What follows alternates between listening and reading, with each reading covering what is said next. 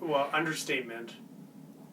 I'm not sure what you mean by understatement. Like, I get everything you said.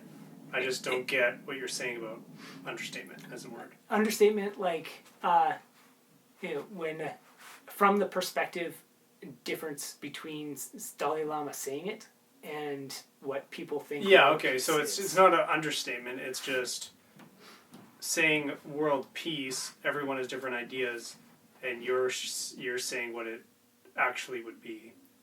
Yeah, like and therefore you're saying the words don't match what it would actually be. Yeah, like the scale of what world peace is and what that implies. Yeah. And then, like, if you had every kid under the age of 8 learn to meditate, world peace is like the very basic starting point. Yeah, right. Of what would actually happen with all of humanity. Yeah, so it's just kind of like... It's like this, it's not, I guess, not an understatement, but like, it's the baseline. Yeah, it's just people say world peace as if it's the end point or something. Yeah. But it's like, well, talk about what world peace actually would mean. Yeah. Right? Like, world peace would be the absolute bare minimum surface level nonsense that nobody would even think about it that way. Like, nobody would articulate it that way. If you had somebody who, like, if you have two people in the room and something happens, one of them will intrinsically respond a certain way and the other one will intrinsically think the other thing. And it is so intrinsic and innate to them to consider it that they don't articulate it the other way, like from the other person's perspective. And when every kid under the age of 8 meditates, or people just transcend a certain level, they no longer can articulate things the other way. So in the state of world peace isn't a phrase you will ever hear. Yeah. Because it's just like, light is bright and dark is dark, and, sleep happens. Yeah. Like, it's such a, like, nobody would walk around and be like, gravity's... remember to sleep tonight. Gravity's happening. Yeah. Remember... you wouldn't state it because gravity exists, and you don't have to go around. Make sure you stay on your feet and stay grounded on the earth as you walk around, and you don't float away. Nobody has to say that, and that's the way. It's also world peace would be. People don't.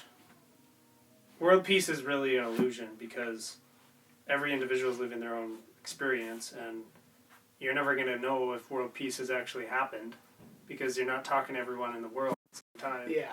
And utopias and dystopias happen all over the planet all the time, and it all depends who you ask. Yeah. Both the people, there are people who live in what other people would call dystopias, but to them it's a utopia, and vice versa. Yeah.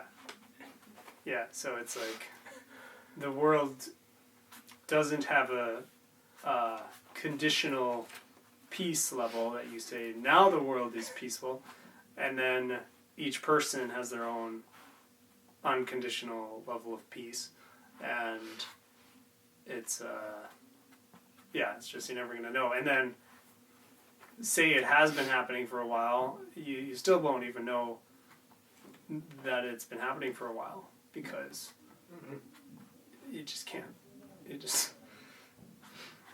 then you're just living your life, and then you might have news that there's no wars in the world or something, but that still doesn't mean anything. Yeah.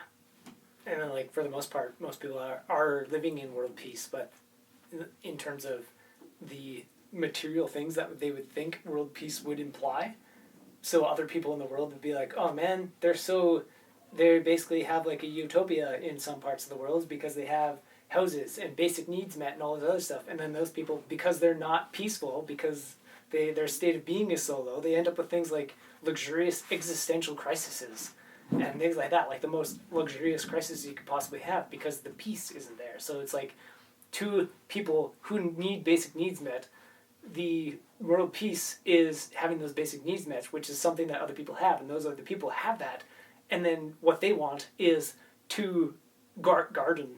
Yeah, or something. I was just thinking about, to live with families.